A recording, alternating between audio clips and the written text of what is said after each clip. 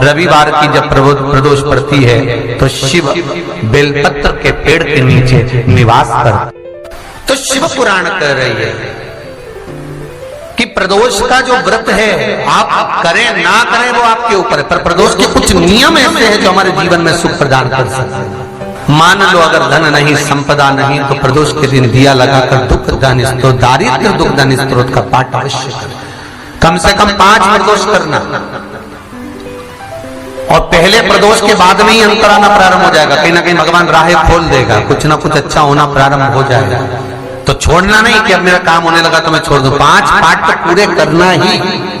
तीसरा क्रम कहा गया, अगर मान लो कि आप किसी एग्जाम में बैठ रहे हैं और उस एग्जाम को देते देते कई साल हो गए, पर आपका कोई लक्ष्य ही निश्चित नहीं हुआ, आप कहीं पहुंच ही नहीं पाए,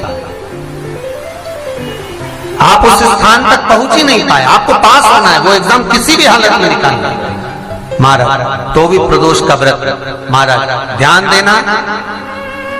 एक खाकर के पत्ते की पत्तल पर, जो पत्ते की पत्तल आती है पुराने समय में, उस पत्ते की पत्तल पर महाराज 7 बेलपत्र को डंडी मिलाकर रखना है।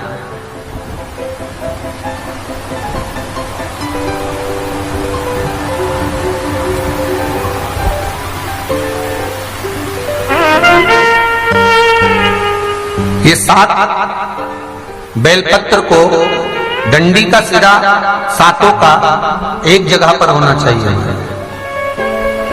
ये जो डंडी है एक ही स्थान पर 7 डंडियां बेलपत्र की होना चाहिए हमारे। जिस जगह पर डंडियां रहे उसी स्थान पर नीचे की जलाधारी नहीं बनाना है आपको, केवल एक तो शिवलिंग का निर्माण करना है पार्थिव। ये केवल प्रदोष के दिन करना है, प्रदोष काल के अंतर्गत। चाहे थाली में रख लो, थाली में उस पत्तल को रख लेना जिससे ले जाने में दिक्कत ना हो, तो पत्तल पर ही बनेगा, थाली पात्र के अंतर्गत नहीं। मतलब थाली ले लो मना नहीं है, पर पत्तल उसमें जरूर रखना। और कागज की पत्तल नहीं होना चाहिए, कागज की पत्तल या अन्य जो डिस्पोजल पत्तलें चल रही है हमारे मान्य नहीं है। पत्ते की पत्तल, उस पत्ते की पत्तल पर 7 बेलपत्र को इस तरह से डंडी से मिलाकर रख दिया जाए महाराज। उसके ऊपर एक शिवलिंग का निर्माण कर दिया जाए। शिवलिंग का निर्माण कर कर अपनी कामना कर कर प्रदोष काल के अंतर्गत 7 काली मिर्ची, 7 लौंग, 7 कमल गट्टे, 7 शमी पत्र शंकर भगवान को समर्पित कर दो। जल का छींटा देकर पूजन कर कर और घी का दिया लगाकर कुछ देर बैठकर श्री शिवाय नमस्तुभ्यम का जाप करिए। 1 कमल गट्टा, 1 लौंग, 1 काली मिर्ची, 1 शमी पत्र उसमें से उठा लीजिए अपनी कामना कर कर। जब विसर्जन करने जाएं तो 1 बेलपत्र को भी उठाकर अपने पास में रख लें। एग्जाम देने के लिए जाएं तो अपने कमरे के परीक्षा जिसमें आप पढ़ाई करते थे उसी रूम में उसे कटोरी में खुला छोड़कर जाएं। माता को कहकर जाएं कि हम ये रखकर जा रहे हैं, और आते से एग्जाम देने जाएं तो उसको स्पर्श कर कर जाएं, वापिस आए तो स्पर्श करें। ऐसी कोई परीक्षा नहीं हो सकती जिसमें से तुम निकल नहीं सकते। उत्तीर्ण हो गए ही, हार चुके हो तो एक प्रयास करिएगा, पर करना प्रदोष के दिन ही है। फेसबुक और यूट्यूब पर सुन रहे हो महाराज से सुनना। 2 बार पशुपति व्रत कर लिए आपने, ये कर लिया आपने, प्रदोष कर लिया आपने, सोमवार कर लिया आपने, सारे अनुष्ठान कर लिए, बहुत सारे उपाय भी करे। तो शुक्रवार के दिन अगर शंकर के मंदिर में जल चढ़ाया जाए तो नारी का अखंड सौभाग्य होता है। शुक्रवार के दिन बेलपत्री के वृक्ष के नीचे बैठकर घृत का दिया लगाकर शरीर में जो रोग है उसका स्मरण कर कर कल करके देखना। जो बच्चा चिड़चिड़ कर रहा हो, बहुत गुस्सा कर रहा हो, बहुत गुस्सा, जो बहू चिड़चिड़ कर रही हो, जो सास चिड़चिड़ कर रही हो, भाई बंधु कुटुंब कोई चिड़चिड़ कर रहा हो, बहुत क्लेश घर में हो रहा हो, एक कटोरी में पानी लो, तुमरुका जी का नाम लो, शिव जी का नाम लेकर, तुमरुका जी का नाम लेकर थोड़ा सा पानी का आचमन करा दो। 10 मिनट 5 मिनट में एकदम चुप, लड़ी नहीं सकती, गुस्सा। लक्ष्मी सबसे ज्यादा प्रसन्न कौन से दिन होती है? जम के बोलिए जरा। शुक्रवार। तो शुक्रवार को लक्ष्मी सबसे ज्यादा प्रसन्न क्यों होती है? शिव महापुराण यहां तक विष्णु पुराण करती है, स्कंद पुराण वर्णन करती है, कार्तिक खंड वर्णन करता है कि तुलसी का क्यारा गोल है, चौकोर है, षडाकार का है। उसका भी प्रमाण हमारे शास्त्र में लिखा हुआ है कि अगर तुलसी का कुंड गोल है तो वो ऐश्वर्य प्राप्त करता है, तुलसी का कुंड चौकोर है तो वंश की वृद्धि करता है, तुलसी का कुंडा अगर षडाकृति का है, 6 फलक वाला है तो वो घर में संपदा की वृद्धि करता है। ये तुलसी के कुंड का भी प्रमाण हमारे यहाँ शास्त्रों में लिखा हुआ है कि कुंडा कैसा होना चाहिए, तुलसी के कुंड की आकृति कैसी होना चाहिए। उसके प्रसन्न होने का कारण क्या था? लक्ष्मी जी के 2 भाई थे, दोनों की शादी नहीं हो रही थी, दाता और विधाता, दोनों का विवाह नहीं हो रहा। और दाता विधाता के लिए लक्ष्मी बड़ी परेशान थी, रोज नारायण से कहती थी प्रभु कुछ कृपा करिए, दाता विधाता का विवाह नहीं हो रहा, उम्र होती चली जा रही है, इनका कुछ करिए प्रभु, आप नारायण हो, आप कुछ तो कर सकते हो। भगवान नारायण ने तब लक्ष्मी से कहा एक काम करो, बेलपत्री के पेड़ के नीचे बैठकर लक्ष्मी तुम अनुष्ठान करो तुम्हारे भाइयों के विवाह के लिए। इसलिए आज भी हमारे हिंदू धर्म की रीति है कि बेलपत्री के पेड़ के नीचे शाम के समय लक्ष्मी का वासा होता है। इसलिए लोग इस बेलपत्री के पेड़ के नीचे तुम्हारा रात्रि को शाम को 6 बजे से लेकर रात्रि को 8 बजे तक तुम्हारा निवास होगा। जैसे पीपल के पेड़ में देवताओं का निवास, आपको आप लोगों ने यदि पद्म पुराण पढ़ी होगी या सुनी होगी तो उसमें स्पष्ट कहा है, पीपल के वृक्ष की गणना ध्यान देना, पीपल के वृक्ष में सुबह 4 बजे से लेकर 7 बजे तक ब्रह्मा जी का वासा होता है। पीपल के वृक्ष में सुबह 7 बजे तक ब्रह्मा जी का वासा, 7 बजे से लेकर 10:30 बजे तक पीपल के वृक्ष में भगवान विष्णु का वासा होता है। कितनी बजे तक? 10:30। 10:30 से लेकर 11:30 12 बजे तक पीपल के वृक्ष में पितरों का वासा होता है। इसलिए हमारे यहाँ पितरों को श्राद्ध पक्ष में जो भोजन कराया जाता है वो 10:30 से 12 के बीच में कराया जाता है। 12 बजे के बाद पीपल के वृक्ष में दोपहर के 1:30 बजे तक आहूतों का वासा रहता है। आहूत कौन? जो गर्भ में शांत हो गए, जो कुंवारी अवस्था में शांत हो गए, जो जन्म लेने के बाद उनका विवाह नहीं हुआ और शांत हो गए, उन आहूतों का वासा उस पीपल के वृक्ष में दोपहर में 1:30 बजे तक रहता है। उसके बाद में प्रेतों का वासा चालू होता है। इसलिए दोपहर के समय पीपल के पेड़ की परिक्रमा नहीं होती। फिर शाम को 4 बजे से 7 बजे तक पीपल के वृक्ष में शंकर जी का वासा होता है। इसलिए शाम के समय पीपल की परिक्रमा नहीं होती। 7 बजे के बाद में पीपल के वृक्ष में रात्रि को 9 बजे तक कुबेर का वासा होता है। फिर 9 बजे के बाद में प्रेतवास चालू होता है पीपल के वृक्ष में। उसी तरह बेलपत्री का जो वृक्ष है, उस बेलपत्री के वृक्ष के नीचे रात्रि को 8 बजे से लेकर 12 बजे तक बेलपत्री के पेड़ के नीचे कुबेर का निवास होता है। महाराज कुबेर का निवास। प्रयास करा करो इसी बेलपत्री के पेड़ के नीचे हम दीप लगाएं, घी का दीप। यदि संपदा की कमी हो तो, अगर भगवान ने खूब संपदा दी है तो भले मत लगाओ, कोई दिक्कत।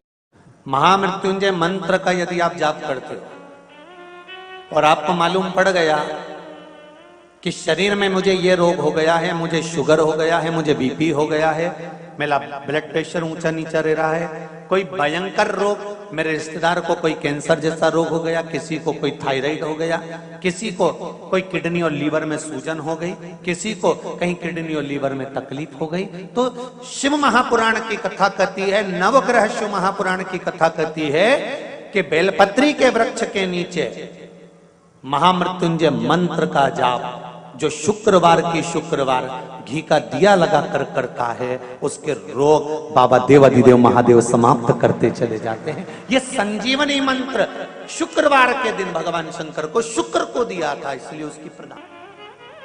शुक्रवार के दिन बेलपत्री के वृक्ष के नीचे बैठकर घृत का दिया लगाकर शरीर में जो रोग है उसका स्मरण कर कर शंकर जी से विनय कर कर, हे भोलेनाथ आपने शुक्र देवता को संजीवनी मंत्र दिया है, तो क्या आप मेरे को वो मंत्र प्रदान नहीं करोगे? मेरे रोग, मेरी बीमारी, मेरे दुख को आप नहीं हरोगे? शिव से कहो ये शरीर आपने दिया है और भजन करने के लिए दिया है, स्मरण करने के लिए दिया है, कीर्तन करने के लिए दिया है, तो संभालोगे भी आप। और बेलपत्री की ओर मुख कर कर घी का दिया लगाकर महामृत्युंजय मंत्र का स्मरण कर लेने पर धीरे धीरे धीरे धीरे धीरे धीरे वो रोग समाप्ति की ओर आता चले जाता है। अगर आप शंकर भगवान को एक लोटा पानी अगर शिव को समर्पित कर रहे हो, श्वेत पुष्प को रखकर शंकर जी के ऊपर सफेद फूल को चढ़ाकर अगर एक लोटा जल भी एक पात्र जल भी शंकर को समर्पित कर रहे हो, तो ये लक्ष्मी के लिए ही तो कर रहे हो। और कौन सी लक्ष्मी? पूर्ण लक्ष्मी, पूर्ण लक्ष्मी। आपको पहले भी कथा में कहा, एक बार भगवान विष्णु के सामने लक्ष्मी मैया ने बहुत तेज स्वर में कह दिया था, नारायण, दुनिया के लोग आपका नाम जपते हैं, दुनिया के लोग नारायण नारायण कहते हैं, दुनिया के लोग आपका भजन करते हैं, पर सत्य मायने में कहूं ना तो मेरे बिना दुनिया के लोगों की नहीं चल सकती, मेरे बिना दुनिया नहीं चल सकती, संसार मेरे बिना नहीं चल सकता। भगवान विष्णु ने कहा ये तो गलत है लक्ष्मी आपका कहना। एक दिन लक्ष्मी को अहंकार आ गया, अहंकार के संबोधन जब माता लक्ष्मी कहने लगी तो भगवान उसी समय पर भगवान विष्णु को क्रोध आ गया और भगवान विष्णु ने कह दिया, लक्ष्मी तो इतनी बड़ी बड़ी बात कहती है कि तेरे बिना नहीं रह सकती संसार। मैं तुझे कहता हूं लक्ष्मी तू अपूर्ण है, तू अपूर्ण है, तू पूर्ण कब हो गई?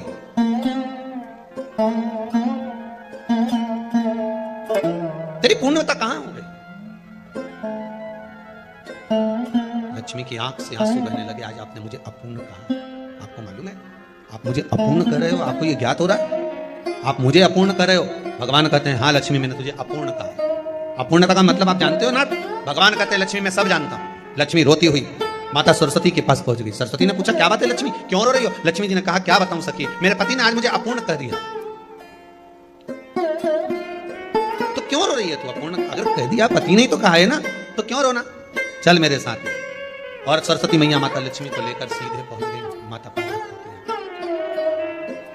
माता पार्वती के यहाँ जब पहुंचे, माता पार्वती ने लक्ष्मी जी को देखा और सरस्वती को देखा तो पूछा कि बात क्या है, क्या हो गया ऐसा, क्या हुआ क्या है ऐसा जो तुम दोनों आज मेरे पास में आई? क्या हुआ? पार्वती जी कुछ बोलती, शिव जी का ध्यान माता सरस्वती की ओर और लक्ष्मी की ओर गया और भगवान शंकर जान गए कि आज भगवान नारायण ने लक्ष्मी जी को अपूर्ण कहा है। अब देखें माता पार्वती क्या कर सकती है, इसको पूर्ण बनाने के लिए करेगी क्या? क्या हुआ? माता सरस्वती जी बोली लक्ष्मी को अपूर्ण कर दिया। अपूर्ण कर दिया? हाँ, तो क्या सोचना उसके लिए, इसको मैं अभी पूर्ण बना देती हूँ। माता जगतजननी पार्वती ने गोदी में विराजमान गणेश जी को उठाया और उठाकर लक्ष्मी जी की गोद में दे दिया। ले लक्ष्मी आज से तो पूर्ण हो गई, लक्ष्मी आज से तो पूर्ण। गोदी में जब तक संतान नहीं है तो नारी को लोग अपूर्ण समझते हैं, पर माता पार्वती जी ने संपूर्ण ब्रह्मांड में एक सिद्धता प्रदान कर दी कि अपने गोदी के लाल को, अपने गोदी के पुत्र को माता ने लक्ष्मी की गोद में देकर लक्ष्मी को पूर्ण बनाया। शिव महापुराण यहाँ तक विष्णु पुराण करती है, स्कंद पुराण वर्णन करती है, कार्तिक खंड वर्णन करता है कि तुलसी का क्यारा गोल है, चौकोर है, षडाकार का है। उसका भी प्रमाण हमारे शास्त्र में लिखा हुआ है कि अगर तुलसी का कुंड गोल है तो वो ऐश्वर्य प्राप्त करता है, तुलसी का कुंड चौकोर है तो वंश की वृद्धि करता है, तुलसी का कुंडा अगर षडाकृति का है, 6 फलक वाला है तो वो घर में संपदा की वृद्धि करता है। ये तुलसी के कुंड का भी प्रमाण हमारे यहाँ शास्त्रों में लिखा हुआ है कि कुंडा कैसा होना चाहिए, तुलसी के कुंड की आकृति कैसी होना चाहिए, तुलसी का कुंड होना कैसा चाहिए, उसका भी प्रमाण हमारे यहाँ स्कंद पुराण में लिखा हुआ है, विष्णु पुराण में लिखा हुआ है कि आपको क्या किस रूप में चाहिए। पर जगत है ना, दुनिया के आगे हाथ फैलाओ, जाकर निवेदन करो, यहाँ वाले बाबा के पास होया, वहाँ वाले बाबा के पास होया, उसके पास होया, उसके पास होया। जगत के पास जाओगे दुख पाओगे, रुपया खाएंगे, चूना लगाएंगे, धक्के मारकर निकाल देंगे, 2-4-8 दिन घुमाएंगे फिराएंगे, कल आना परसों आना नरसों आना, ऐसा करना वैसा करना, बस बाबा यही घुमाते रहेंगे और तुम्हारे धन का चूना लगाते रहेंगे। पर निवेदन है इनसे बचकर शिव की शरण में जाकर भगवान शास्त्र में जो लिखा है उसके अनुसार हम क्यों ना कर्म करें जिसका फल हम पा जाए, हम क्यों ना ऐसा कर्म करें जिसके फल को हम पा सकें, हम क्यों भ्रमित हुए। हमारे यहाँ तुलसी के कुंड का भी विधान है, गोल कुंडा है ऐश्वर्य देता, चौकोर कुंडा है। आप लोग कई बार देखे होंगे किसी किसी के यहाँ चौकोर तुलसी का क्यारा होता है, कुंडा होता है, वो वंश बड़ा, षडाकृति का है, वो धन देता है, संपदा। दोष हमारा है, हम तुलसी के कुंडे के नीचे शंकर जी को रख देते हैं। क्यों? कि यहीं तुलसी जी को पानी चढ़ाएंगे, यहीं शंकर जी को चढ़ा देंगे। दोष तुलसी के कुंड के नीचे हम सर्पदेव को रख देते हैं, नाग देवता रख देते हैं, पानी चढ़ाएंगे, पात्री रख देते हैं। नहीं, इसका दोष हम सबको, स्वयं अगर गलती करते हैं तो स्वयं को कैसा कुंड हो। 7 तरह के कुंडों का व्याख्यान तुलसी के रूप में कहा गया है। पहला गोल, दूसरा चौकोर, तीसरा षडाकृति, चौथा त्रिवेणी, 3 कोने वाला कुंडा। शास्त्र कहता है जिसके मार्ग घर में टुकड़े हो रहे हो, घर विभाजन की ओर हो रहा हो, तो 3 कोण का कुंडा घर में रखकर पूजा करने पर परिवार एक हो जाता है। 5वां, गार्डन में बिना कुंडे का, बिना कुंड का जो तुलसी का पौधा रोपित होता है, बिना कुंड के एक बगीचा जैसा बो दिया जाता है, तुलसी तुलसी उत्पन्न हो जाती है। महाराज वहां पर संपदा तो रहती है पर चिंता बहुत रहती है, टेंशन बहुत रहती है। क्यों? घर के दरवाजे के बाहर इतनी सारी बगीचे में तुलसा कर दी, कोई निकल कर जा रहा था उसने थूक दिया, कोई निकल कर जा रहा था उसने पानी डाल दिया, कोई श्वान ने, कुत्ते ने, किसी ने, बिल्ली ने गंदगी कर दी, उसका दोष आपको लगेगा। इसलिए कुंड के अंदर तुलसा का वो धन तो देगा, जो तुमने बगीचे में तुलसा लगाई है, गार्डन तुलसा का करा, वो धन तो देगा, संपदा भी देगा, पर चिंता को बढ़ा देगा। 5 मारा। 6, तुलसी के कुंड को 3 धार पर लटका कर रखना। कई जगह पर आपने देखा होगा तुलसी का जो कुंडा होता है उसको 3 जो तार होते हैं, 3 जो चेन होती है उस पे लटकाया जाता है। महाराज विष्णु पुराण उसका भी व्याख्यान करते हैं। महाराज वहां व्यक्ति के कार्य उन्नति की सीढ़ी की ओर बढ़ जाते हैं। जैसे भोजन की थाली लग गई, भोजन तैयार हो गया, बस खाने बैठे हो और थाली खसक गई, समझ लेना कि तुलसी को अधर पर लटका कर रखा। इसलिए कार्य तो हो रहे हैं, बनने वाले, 4 दिन बाद ये काम होने वाला है, 8 दिन बाद ये काम होने वाला है, लग रहा है कि इसमें इतना फल मिलेगा, लग रहा है इस व्यापार को करेंगे तो इतना फायदा हो जाएगा, सब कुछ करा, लाखों रुपए लगा भी दिए, थाली मालूम पड़े खसक गई, अधर लटका है। 7 क्रम है तुलसी के, ये 6ठा क्रम बताओ। तुलसी का 7वां क्रम, तुलसी का 7वां क्रम है। महाराज तुलसी का कुंडा जैसा घर के आंगन में है, तुलसी का कुंड जैसे घर के आंगन में विराज रहा है, ऐसा ही छोटा सा कुंड भगवान के लिए रोपित करें। प्रतिदिन भगवान की सेवा करते समय तुलसी का कुंड सम्मुख रखकर उसकी आराधना करना, फिर उस कुंड को वापिस बाहर ले जाकर रखना, फिर दूसरे दिन पूजन के समय पर कुंड को लाकर रखना। हम तो यहाँ तक कहते हैं विष्णु पुराण गर्ग संहिता कल्याण का तुलसी अंग यहाँ तक वर्णन करता है कि आप पूरे साल ये नहीं कर सकते तो कम से कम कार्तिक के महीने में भगवान के सामने तुलसी का छोटा कुंड, चौकोर वाला, गोल नहीं, चौकोर कुंड लाकर भगवान के सामने रखकर छोटा सा कुंड का पूजन कर भगवान के साथ उस कुंड को वापस बाहर विराजमान करें, फिर कल लेकर आए, फिर विराजमान करें। आप पूरे साल नहीं कर सकते तो 1 महीना, उसका फल 1000 गुना प्राप्त होता है। तो किस चीज के लिए कहा गया कि तुलसी का कुंडा एक बाहर हो, एक घर के अंदर मंदिर के सामने पूजन के लिए रखा जाए? तो कहते हैं उस घर में वैभव, सत्ता, संपदा, लक्ष्मी, समृद्धि, शांति की कभी कमी नहीं, कभी प्राप्ति, सुख की, आनंद की। 7 तरह के कुंड, 7 तरह के तुलसी के रोग का वर्णन हमारे यहाँ विष्णु पुराण में किया गया।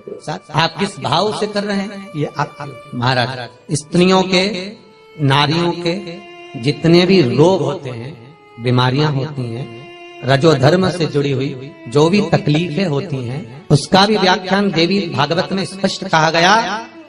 गुलर का फूल अर्थात जो देवी जी को, माता जी को जो घंटी वाला फूल चढ़ता है लाल कलर का, गुलर का फूल माता के चरणों को छुआकर, तुलसी के पौधे का स्पर्श कराकर जो नारी को रजो धर्म से जुड़ी हुई परेशानियां होती हैं, उसके अंतर्गत वो फूल तुलसी का पौधा दिखाते हुए खिला दिया जाता है, तो 3 दिन में उसको 2 दिन में आराम लग जाता है, 2 या 3 दिन में। तो शास्त्र कह रहा है आराधना में आप हाथ की माला, कर की माला ना भी रखें तो घट की माला, तुलसी की माला, रुद्राक्ष की माला आपके कंठ में होगी। तो 21,600 श्वास जो मनुष्य के शरीर से प्रतिदिन निकल रही है, 21,600 श्वास जो मानव के शरीर से प्रतिदिन निकल रही है, उस श्वास के बल पर आपकी घट की जिह्वा से वो मंत्र जाप हो जाएगा, उसका पुण्य आपके खाते में।